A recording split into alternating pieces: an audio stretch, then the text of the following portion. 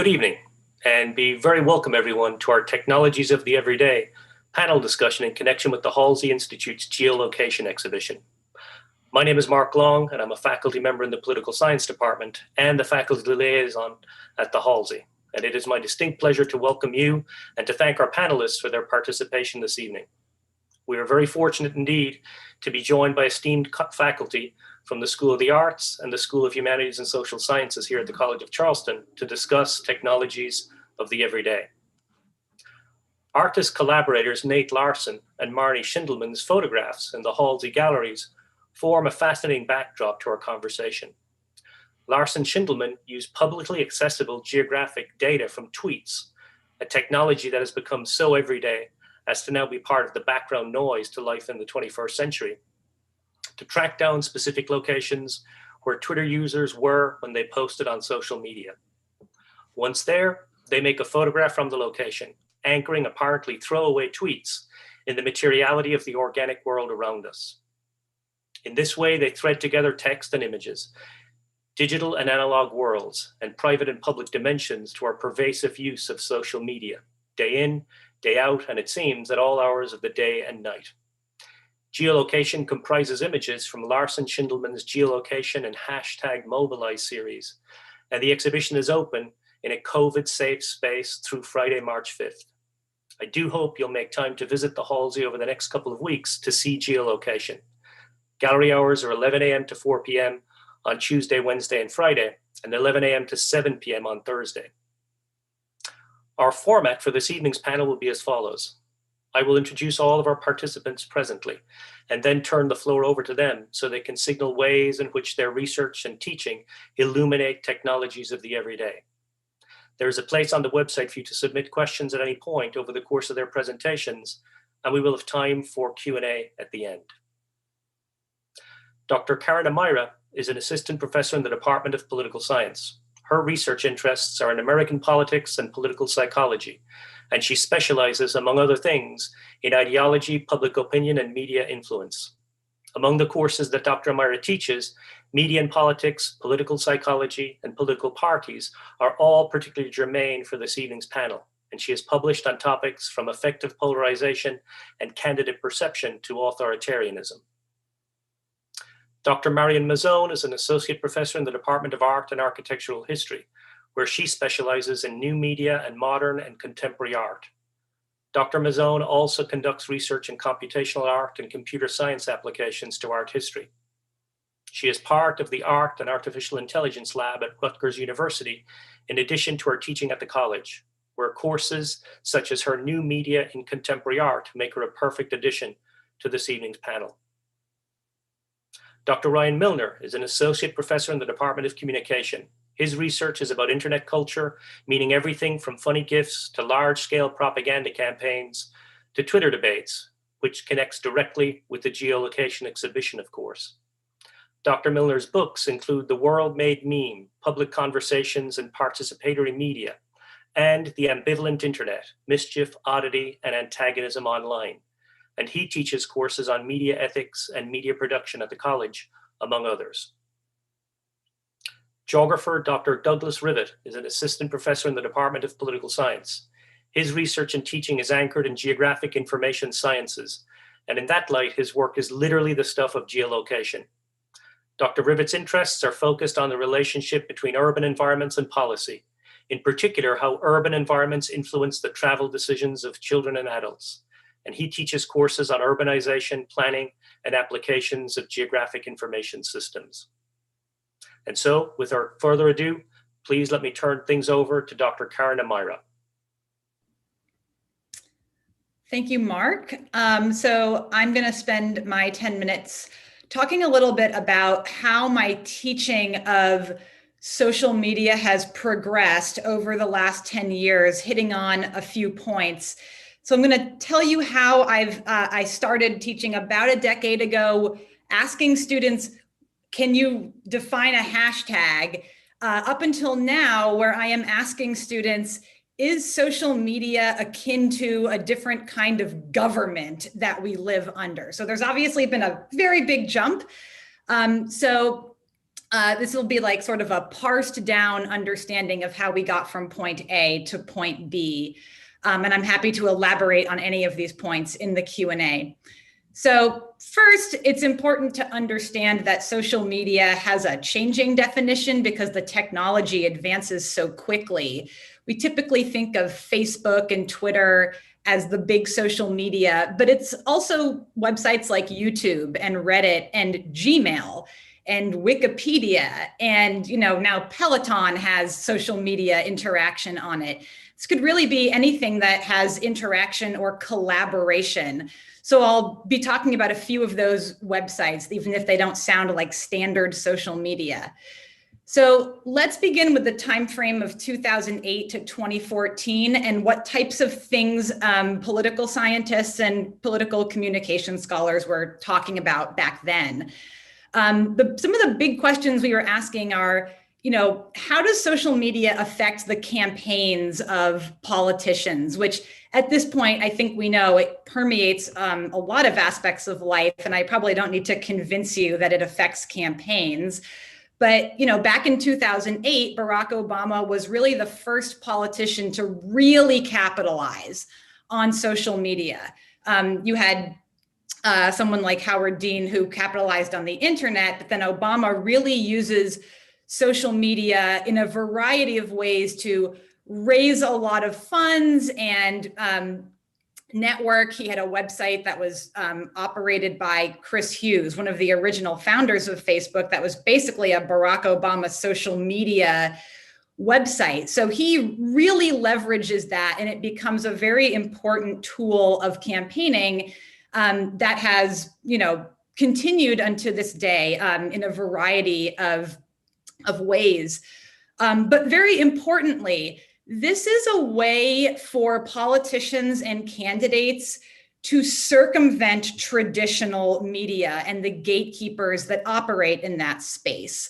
So when you're dealing with the mainstream media, if you want to get your message out, journalists and editors can frame your words, they can reinterpret them, they can pull them out of context, they can go after you in embarrassing ways in interviews. And social media allows for candidates to circumvent that process. And this is going to be particularly important for some candidates more than others. So more conservative candidates and Republican candidates who feel that the media is biased against them, they sort of find a home in a lot of social media websites. So a really good example of this is Sarah Palin, who obviously did not appreciate the way that she was treated by the mainstream media. So she used Facebook very effectively to communicate to her fan base. So around this time, we're seeing, social media is important for campaigns. It's especially important for certain types of politicians. And we're sort of establishing that. On the other side of things, we're also looking at how information spreads in the mass public and how the mass public forms attitudes and behaviors from social media. So some of the important signals that sort of come out when I'm starting to teach sort of the Obama years, we start to see, in addition to these campaigns using social media, start to see things going viral for the first time. So you can put my first slide up here, Brian. So there's a campaign called KONY 2012. And it was organized by a group called Invisible Children. And their purpose was to draw a lot of attention to a Ugandan warlord named Joseph KONY to ensure that he was arrested.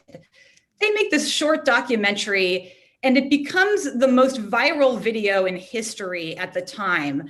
And while this was absolutely not what we would call fake news, the portrayal of Joseph KONY is kind of critiqued by scholars of African politics to be a simplified understanding of who this person is. Like I said, their goal was to make him famous and get him arrested. And so this documentary was, that was the point of it. But it was critiqued as a real simplification of this man and this issue.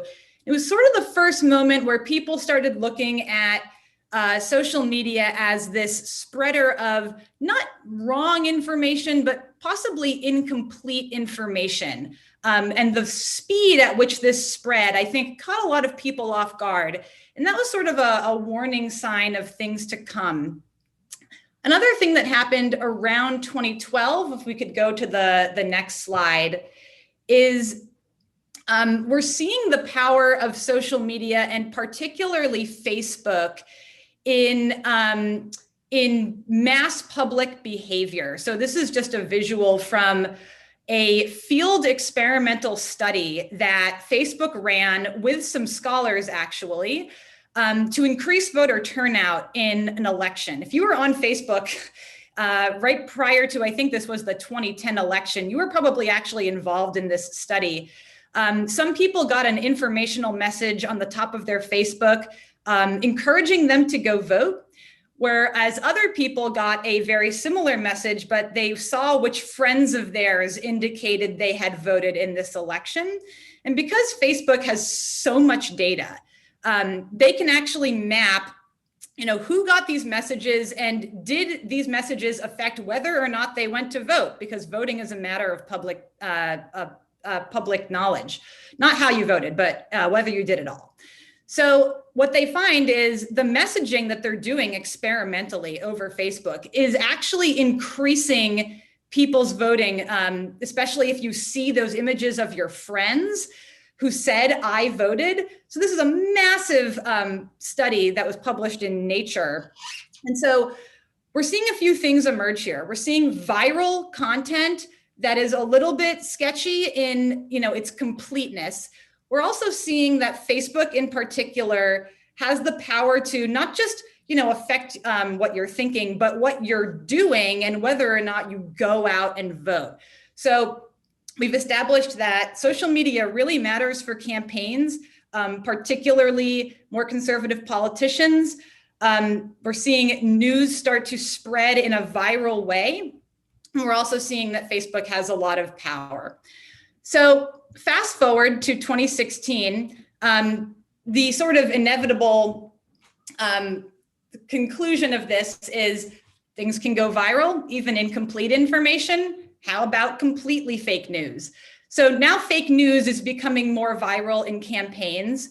One of the things that we do have pretty robust findings for is that fake news mostly spreads on Facebook. I'm coming back to Facebook a lot because this is sort of the big kahuna of social media. They have the largest reach.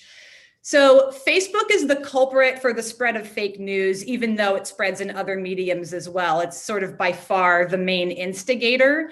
And it's also going to lead not just to fake news, but also like conspiratorial news that is circulating.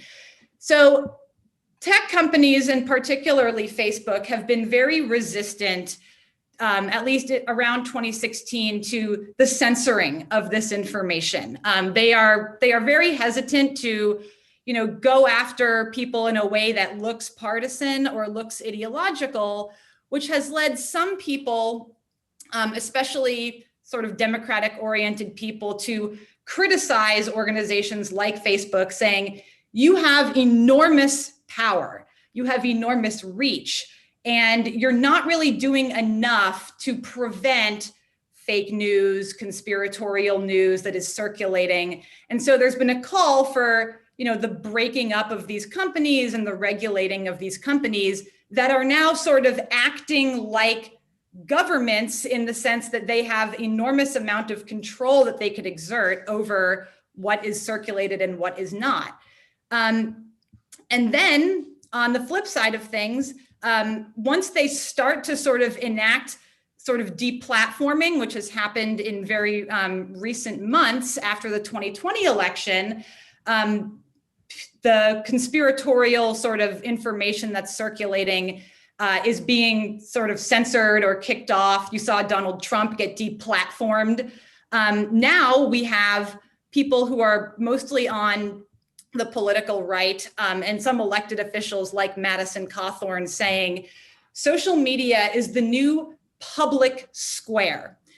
If it is the public square and it is a necessity for political communication and for candidates, then we have to treat it like a public utility and subject it to First Amendment protections, so that being deplatformed is not at the whims of private ownership and a few individuals, but rather dictated by the Constitution. So that's how I've gotten from, in my teaching, sort of, does Facebook affect elections, and what is a hashtag, all the way to, is Facebook acting like a government? Is social media sort of becoming a new public square? And that's sort of a debate that is still playing out, but it's reached the highest levels of government, with elected officials actually discussing this now.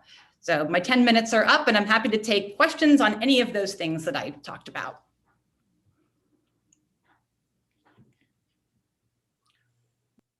Thank you, Karyn. Next up is Dr. Marian Mazzone. All right, thank you, Professor Long. I teach new media and contemporary art, which means very specifically in art speak that it is art made with the computer in some way. And of course, in this show, we have a pair of artists who are working particularly with social media, that aspect of computational technology. But of course, artists do many things with computational technology. What was interesting to me about this show when I've gone through it is the way that they're kind of indexing. It's sort of like paying attention to and indexing the presence of this everyday technology. And one way to think of that every day is the idea that it's something pervasive and that everyone uses all the time. And so they have a very, kind of clear connection to it. And so these artists are interested in studying that presence and then the lack of it or the absence of it in the visual world. So I can't see the social media, in a sense, so I have a photograph of the place where the person was who made the message, but it's interesting to me that there's an absence there, and those two things don't quite coincide. So in a sense, what the art is showing us is the kind of invisibility of that social media presence as well. And to do that in conjunction with one idea, the social media, the other idea is we can say now, traditional media of photography, right?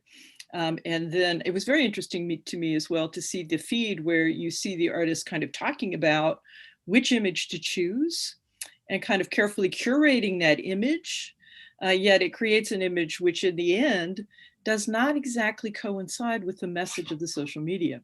And that, in a way, kind of opens up to a lot of the work that we see more contemporary artists doing, and that is to critique the presence of media in our lives, social media, and to turn it inside out, to confound it, to make it inoperable, and in a sense, so to be a kind of disruptive presence.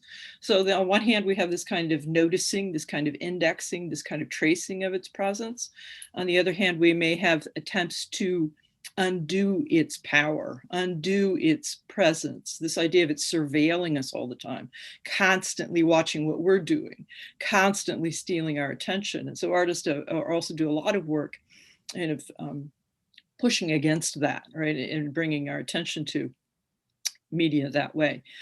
There's a whole other aspect, and what actually a lot of artists work on, and what I spend most of my time working with, is thinking of the technology as a creative tool and or an extension of creativity in the way that we may think of that as human or machine. And so Brian, if you could bring up some of my slides so I can kind of talk a little bit about the work I do in this field.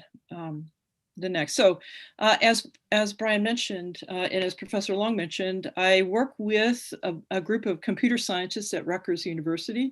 I am the art historian on that team. And what we're interested in is studying how artists use computational technology and also training computers to make art. And so we're interested in this idea of how a machine can understand what an art image is. It can learn human styles, it can learn particular techniques or combinations of techniques.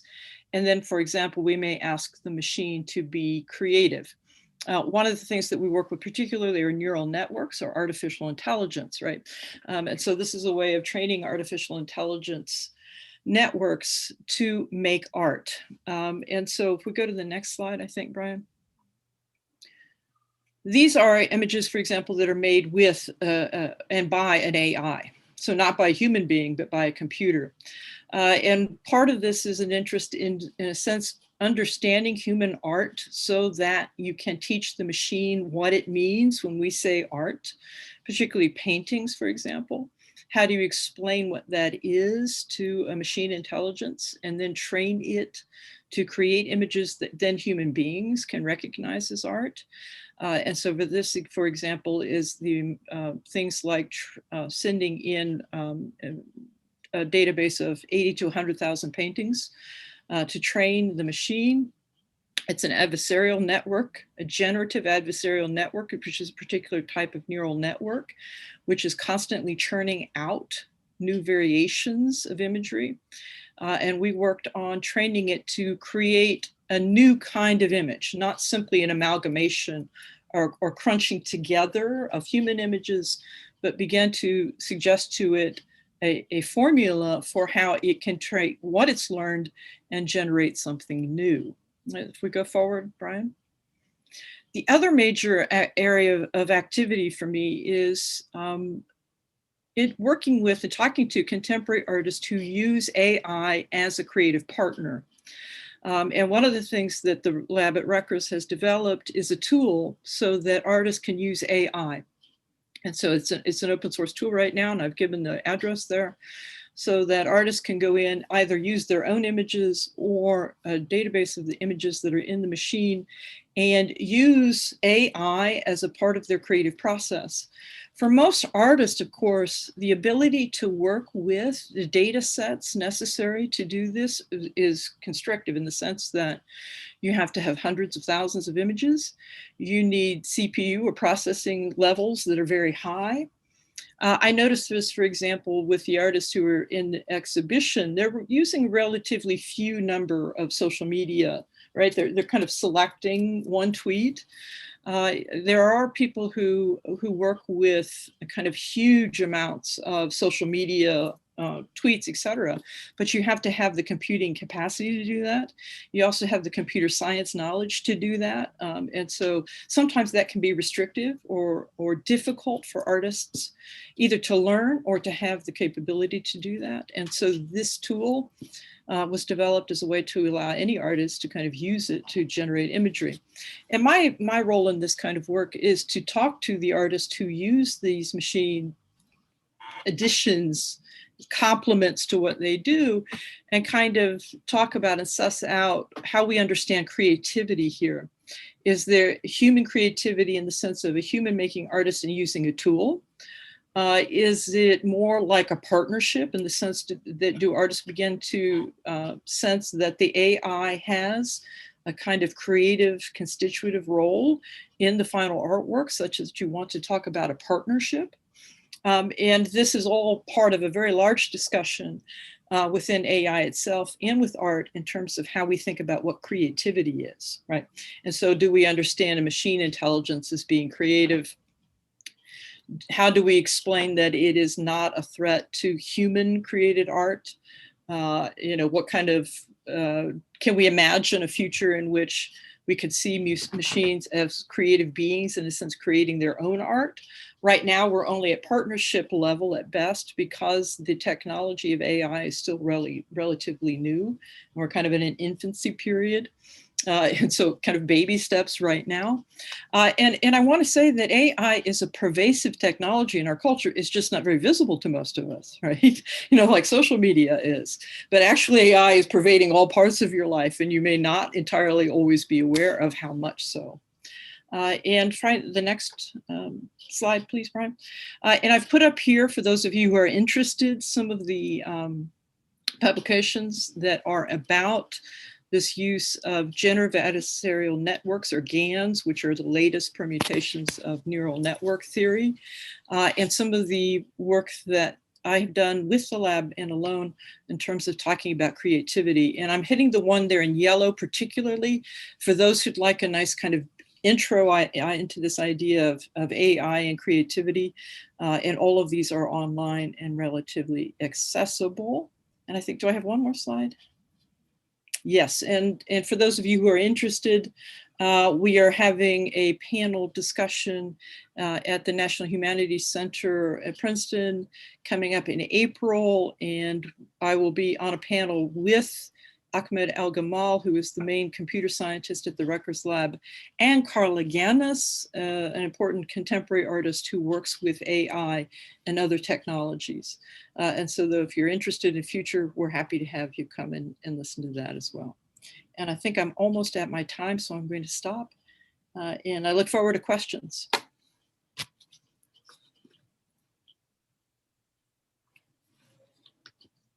Okay, thank you, Dr. Mazzone. Next up is Dr. Ryan Milner.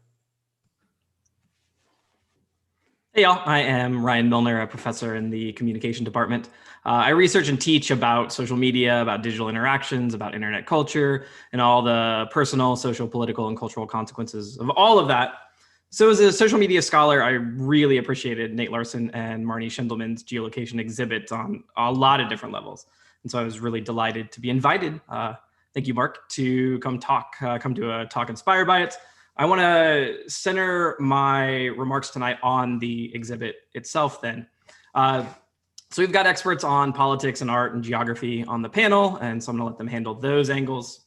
I'm not equipped. I want to talk instead about what these photos in the Geolocations exhibit made me think about mediated communication, about why it's important that we stay grounded to place, even as we interact on digital platforms.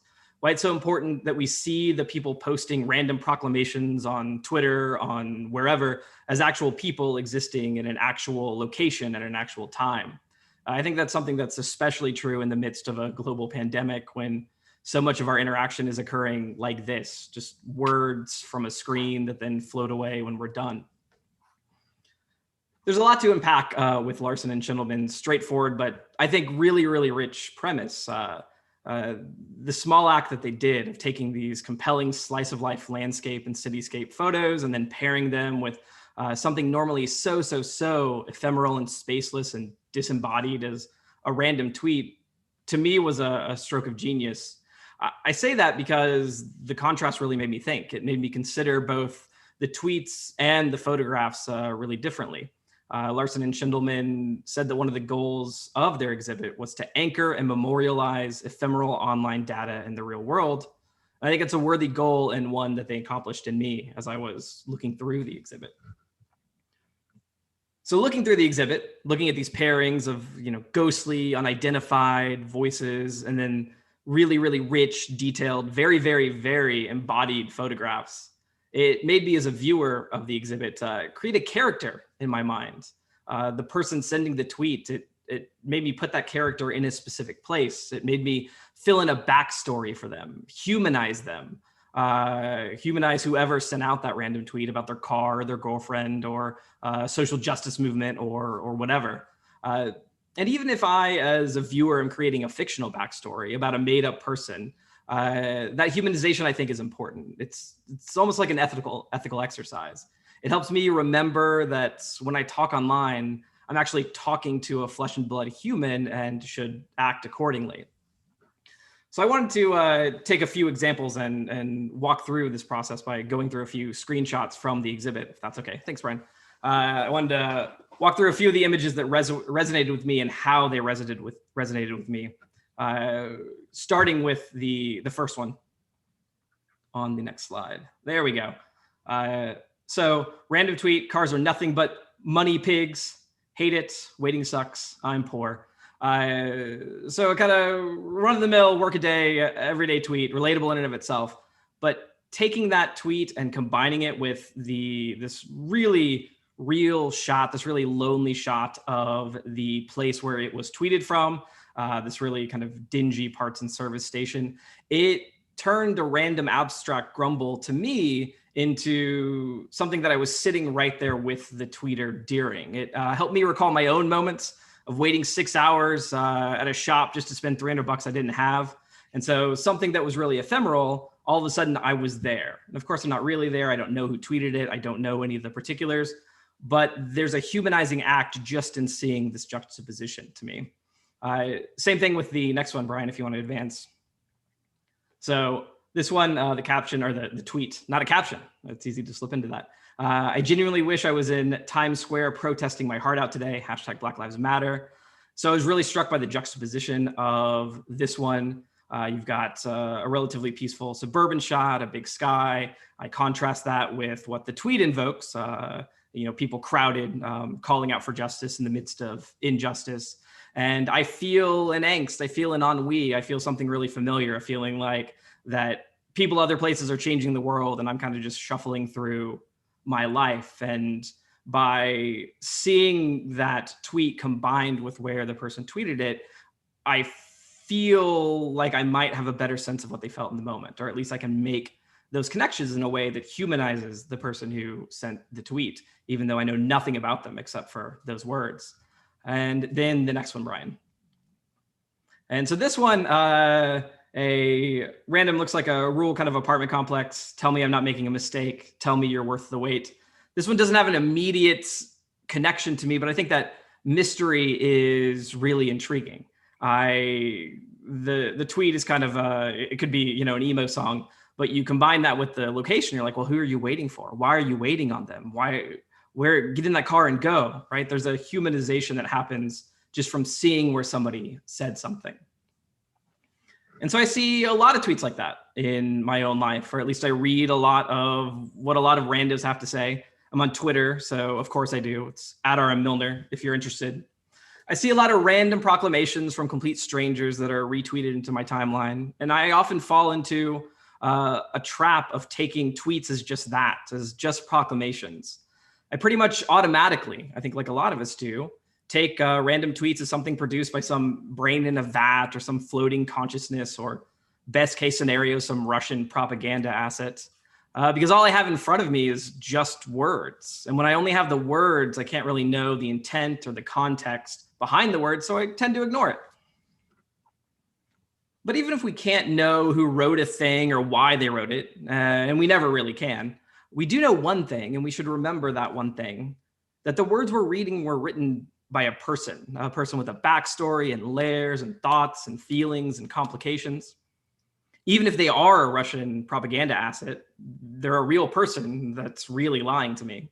Even if they're an automated bot spamming the same message out to 500 different accounts, it's a message a real person crafted to real ends. In all these cases, I think we do better, all of us, if we acted like we were talking to someone with feelings who will react to what we're saying. The term I use in my work to describe this tendency, the tendency to see just the words on the screen and not the actual people behind those words, is fetishization. In my work with Whitney Phillips of Syracuse University, who I co-author with a whole lot, we apply to social media Karl Marx's idea of the commodity fetish. Commodity fetishization occurs when we focus on just the output of labor, say like just the shiny new iPhone, versus all the people and the processes and the exploitations and et cetera that went into that output, went into that product. Things like the conditions of Apple factories, or Apple's manipulative branding, or the global rare mineral mining and disposal issues that are required for us to enjoy these iPhones. Fetishization masks everything but the end product in our hands. And we can do the same thing online if we're not careful and we're not thoughtful. We can focus on just the tweet, just the pixels, just the random words in the air that I should be mean to or yell back at or dunk on or eye roll or send to my friends to laugh at. We can focus on that instead of the real people, the real processes, and the real problems on the other side of the screen. And so geolocations, by situating tweets in a specific place and then visualizing that place, is a small reminder to me to resist the urge to see just words in the air, to fetishize everything but just the words. And I think that's an important reminder to take with us, because, and this is where I quibble a little bit with Larson and Shindelman's contrast between the online and the real world, is what we say and what we do online is real. This exhibit to me is a case in point. Online ephemera is made by real bodies with real thoughts, real feelings happening in real places. We so often only see the ephemera, but there's reality all over it. We won't have a rich contextual backstory or a photojournalistic exhibit to contextualize every tweet we read, sure, But we can, with every tweet that we read, take just a moment to pause and to imagine a history and a real person on the other side of the screen. And I think that we'd all be all the better if we did just that. Thank you. Thank you, Dr. Milner. And our last panelist this evening is Dr. Douglas Rivet.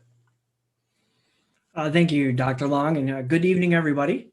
So as the sort of geographer on this panel, I have this great opportunity to hear from all the colleagues today about how they can take space and their perfect disciplines and put them all together. And it gets me thinking about how that works with geography and how we can look at technology as this pervasive thing. And we have examples from everybody here. We're using Facebook to see how just doing something like a friend doing an activity or a behavior can leverage, and geography can do that. And we also discuss how pervasive the things that neural networks, for example, have been going here with art. And what that really brings to me is the backing of the point of my little first part here. And Brian, if you can put up my slide real quick.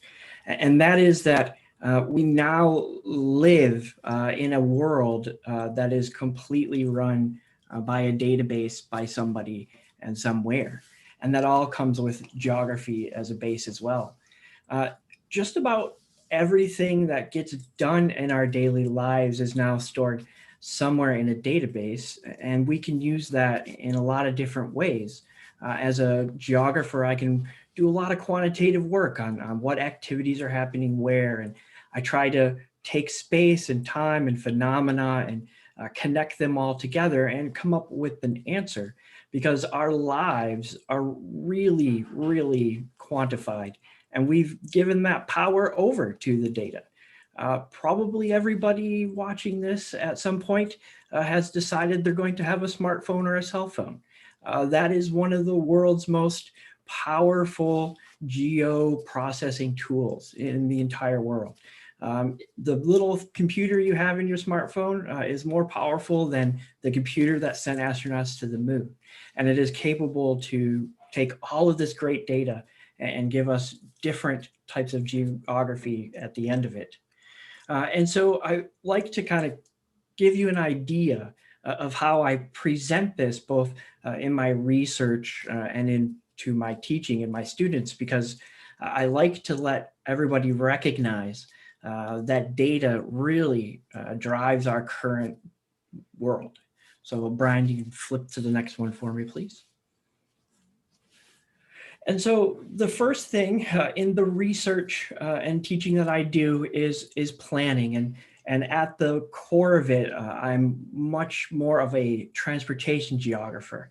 I really like to know how people move along inside of the city. And we have tools available to us now that can do this for us. We have passive GPS locators, and we can start to plan how goods and people move through cities. And it's very important for us to look at these and think in the kind of future context. We're in a slow motion sort of revolution in our urban kind of atmospheres today, especially our transportation unit. At the same time that we have rising demand for things like public infrastructure and walking and biking paths, we're also developing autonomous vehicles. And so there are these two conflicting things that we can use geography to sort of plan for. So what you're looking at here is a little map, and I wouldn't be much of a geographer if I didn't come armed with a map. So what you see here is the Lowline project that's going on and being in its planning stages now, right here in Charleston. You have to be able to find a way to show the impacts of these things. And so what you're looking at is just a simple map created to show impact of properties, who owns what, and who's going to be impacted. And while we're thinking that a project like this Lowline doesn't really big in its impact, you can see by the map, well, it has a big impact on a lot of people. And we can take all of that data, store it in a database, and figure out exactly what we're looking at. And so this sort of planning and property and space comes together in a really great map like this. Brian, you want to switch to the next one, please? And one of the more sort of impactful types of ways in which we can leverage databases and spatial data is to look at sort of a relationship. And what you're looking at here is a little map of the evictions that are happening in South Carolina pre-COVID. So in a 5-year period, the state of South Carolina had processed legally about 750,000 evictions. And the kind of thought process on that is that there's a connection there between race and income, and how can we spatially look at that. And so the first step is let's find a map and let's figure out who's actually living there. And so we have just a quick little map here of Aidville over in the western part of South Carolina.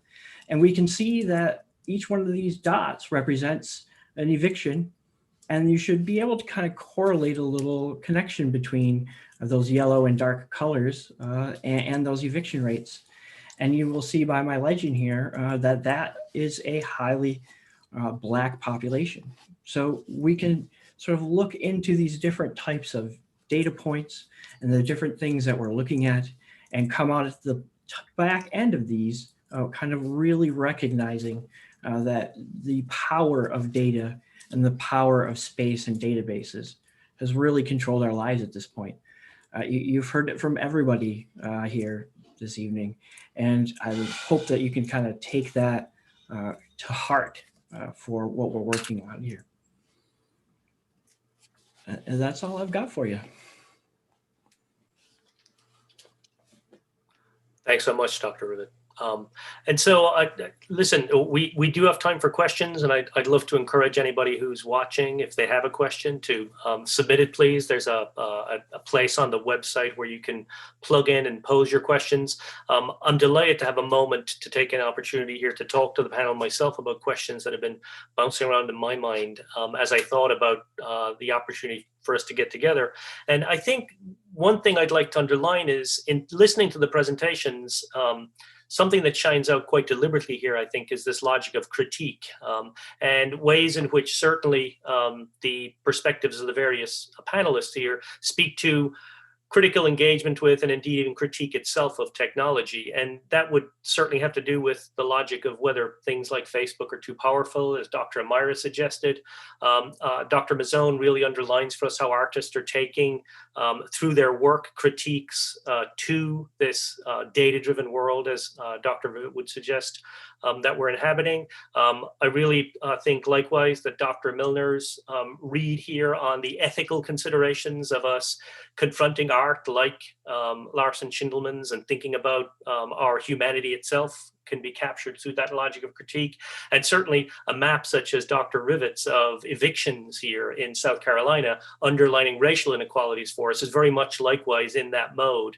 And so I want to take that as a kind of a platform to really pose a question for the panel about ideas that I wish were my own, but they're not.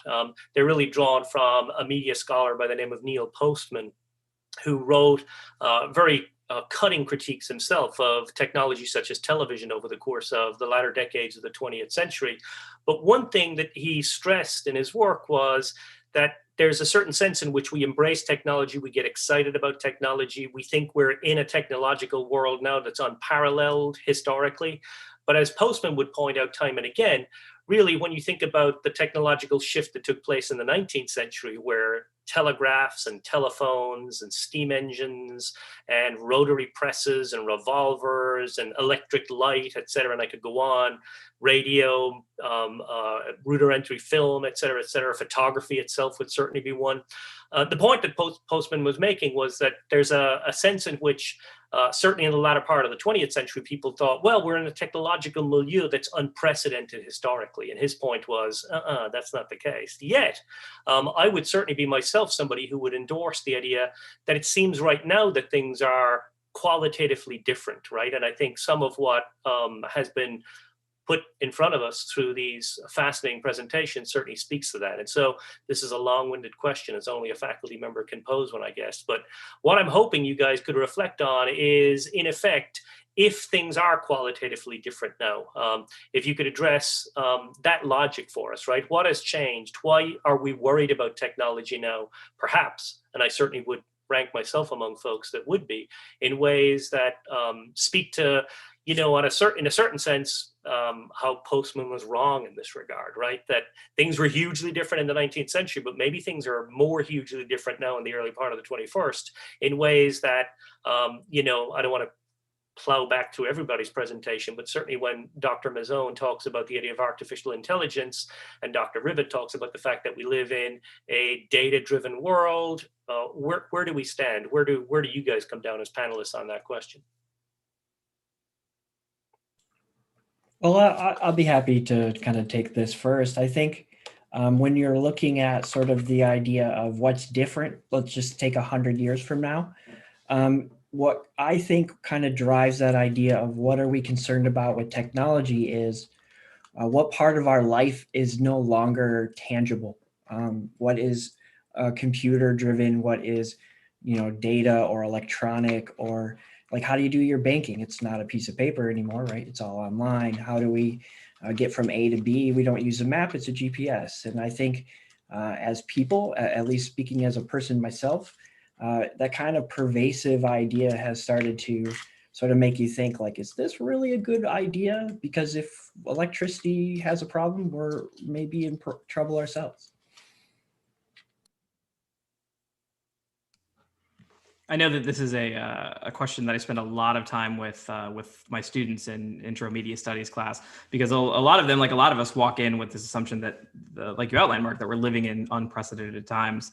And there are dimensions of what we experience now that are unprecedented, but there's a whole lot that is really, really familiar. And if you look at how people used historical technologies, the telegraph, early film, photographs, how people thought of those early technologies, there's a lot that's different, but there's a lot that is the same. You can look to the things that people thought the telegraph was going to do for international relations, how it would, there wouldn't be wars anymore because wars were a problem of communication. If you could communicate in real time, then we'd get to a utopia because everybody would work out their stuff over telegraph, right? So early telegraph utopia really mirrors early kind of internet utopia. The tradition of autograph books and social journals and diaries of the Victorian era looks a whole lot like social media today. So there's human elements that persist throughout different historical eras and different historical technologies. I think what's different now is the scale and the speed. Each new era and new iterations, we ramp up that scale and the speed, and there's consequence to that ramp up. But I think at the base, the issues that we're dealing with when we think through technologies and we respond to technologies in our lives are really human issues that are going to persist and persisted in the late 1800s, persisted in the late 1900s, and persist now. I'll jump in. This is a really good question. As it relates to what I was speaking about, similarly, there are certain things that are familiar and certain things that are not. One thing that is familiar that relates to my 10 minutes is that it's not unprecedented for a communications company to sort of monopolize a space. So telecom in the 1990s was, the government sort of intervened there to make sure there wasn't a monopoly happening. Whether or not something like Facebook and Twitter are monopolizing the entire market, that's sort of still up in the air. Some people would say they absolutely are.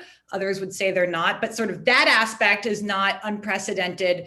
But like Dr. Milner said, I do think that the speed at which this information is disseminated has become, I would use the word unprecedented for that.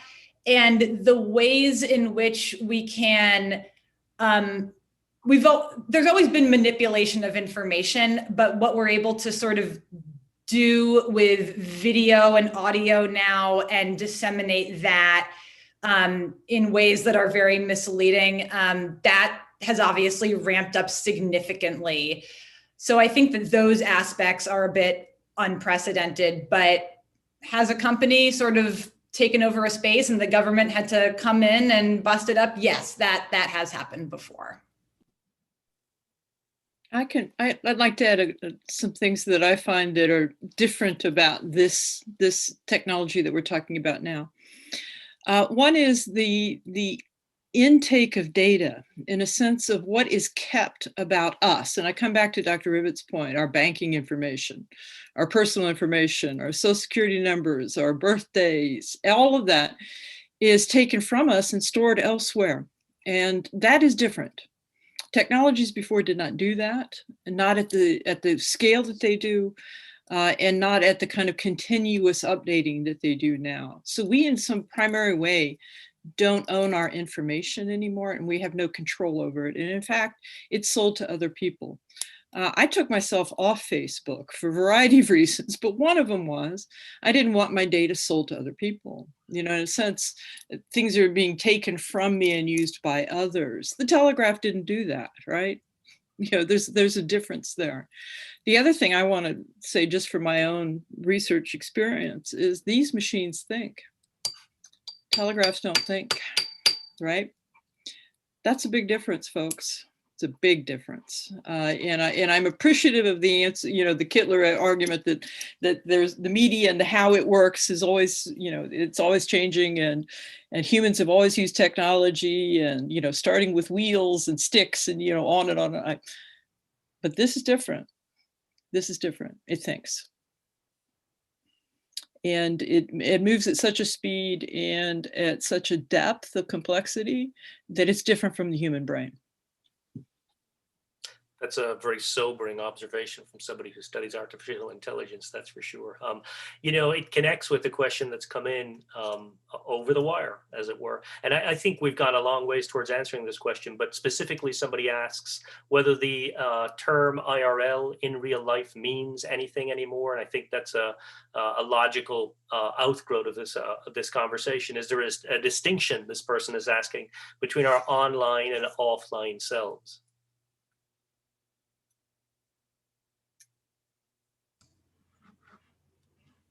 So yeah, I can jump in thinking about that term, because it's there's a whole lineage to it that is really, really fascinating, right? Going back to the 90s, when you had cyberspace and meat space, and this real kind of assumption that when we went online to cyberspace on the information superhighway, that we were doing something that was completely divorced from our physical being. It was the space of the mind. There was a real sense that we had separated real life from digital lives, and we could separate them. And some people took that to be utopian, and then of course a dystopian response kind of bubbled up, that our real life was being denigrated somehow by all our time online. And what I find really interesting through that process, as we've gone on from there, is that people still use the term IRL or in real life to talk about something that's not mediated. But in a lot of ways, it's kind of a dead metaphor, in the sense that I think the way a lot of us think about it, the way a lot of our students think about it, the way that a lot of us practice our real lives now, they're incredibly mediated. We meet romantic partners on dating apps. We spend as much time texting the people that we're close to as spending time with them. We care about our personas and our brands on social media, especially now when we are quarantined and pulled away. So much socialization is happening on places like Zoom. So I think the term persists, and the kind of the loose sense that this feels different than when we're in the same room persists. But I think for a lot of us, there's been a kind of complete collapse that we've come to accept, even as we are given moments like this moment in this exhibit to kind of ponder that collapse. Thank you. I have another question that's been submitted here, and it has to do with the AI work that Dr. Mazzone had explained to us. And the person asks, says they're fascinated by the possibilities of creative expression offered by that type of work. and wants to know, to what extent do artists using these technologies negotiate and perhaps contest anxieties and ethical concerns about technology of the type that have been expressed by some of the other panelists this evening? So a question really about this AI and artists and how they're navigating some of the topics that we've been discussing.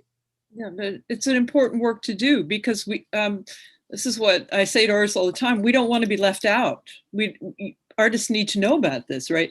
And that means engaging with this material. It means using AI. It means knowing what it is. It means learning how to work with a computer. It's better to know than to not know.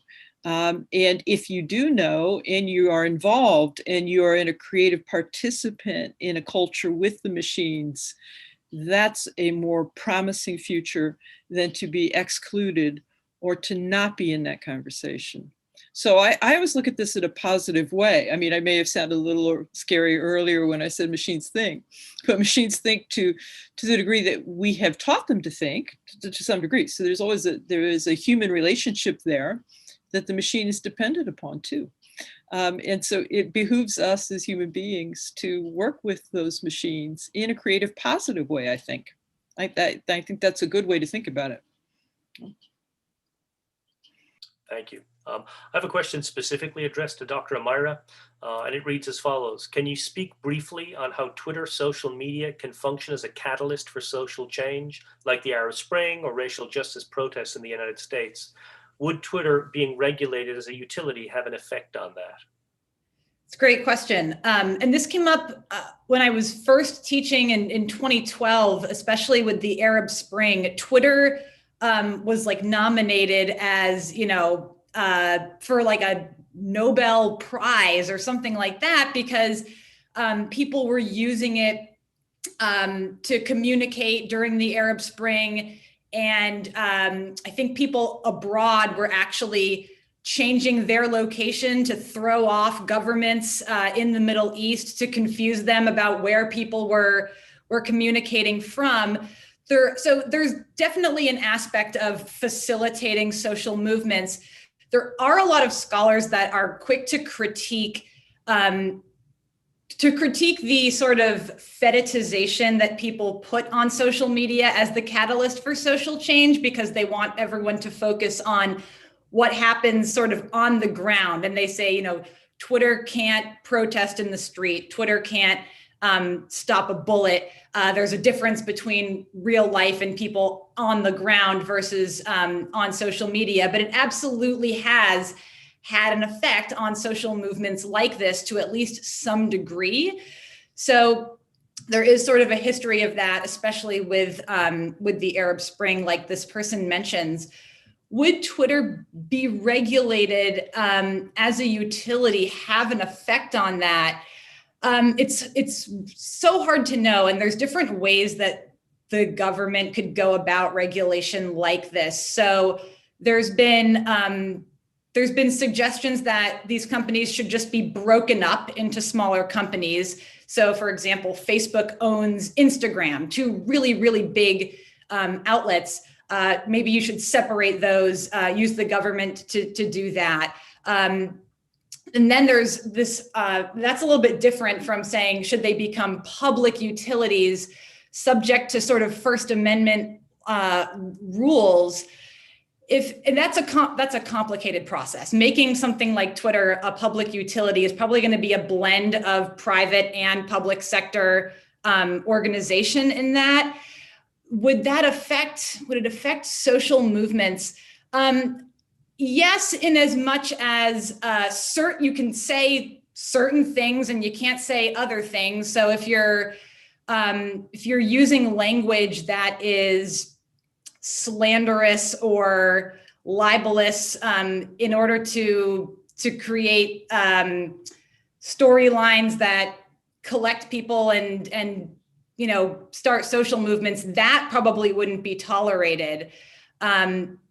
So this really becomes a First Amendment issue if it's a public utility that is regulated the same way as electricity. So I think it comes down to very sort of stricter restrictions on what could be said, but I still think it would still be able to be used as a vehicle for collective action, but only in certain ways with certain language that you can say under the First Amendment. I guess that's my best answer that I can give.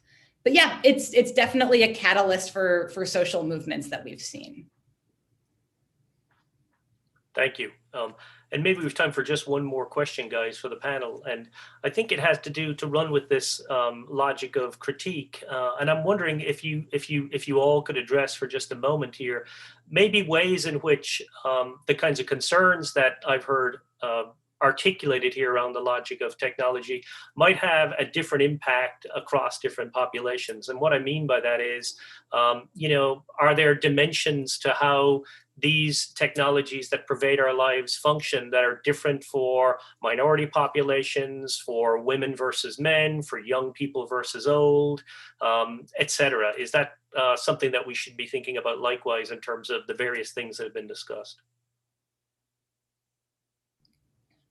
I'm happy to start. So yeah, when I pose this question of is social media so necessary that it's something that needs to be, a public utility, which, by the way, I've not decided either way personally on that question. When I discuss this with my students, and this happened just the other day, someone brings up the fact that social media isn't equally accessed by everyone. A lot of people, do have certain technologies. But if we're going to talk about this and ask, is it a necessity the way that electricity is a necessity? And is it monopolized, and therefore should we start, thinking about it as public utility?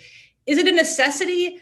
Can people, function without it? Well, there are people that function without it that have less access to broadband internet, people that live in more rural areas. So there are inequities in the access to some of these platforms that probably correlate with some other demographics. And that's really the first step in the series of questions I'm asking. Is it a necessity? Well, there's a lot of people that, that don't use it. So I guess that's how that would sort of permeate my question here. Who has access to this? Is it equal? And is it a necessity for everyone? Yeah.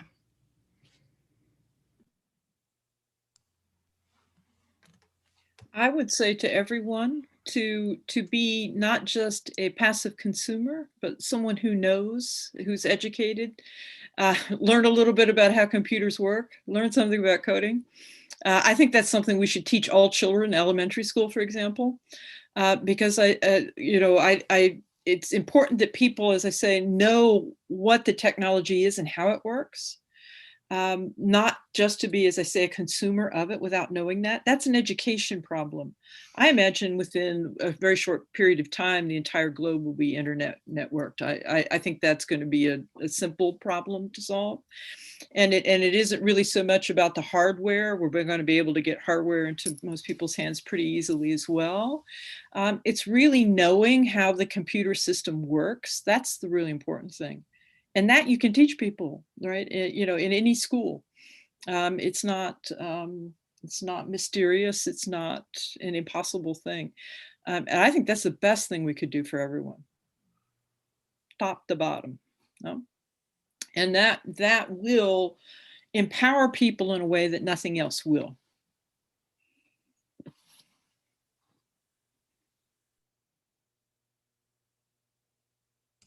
Great. Well, thanks, everybody. And so I'm going to draw our panel to a close here.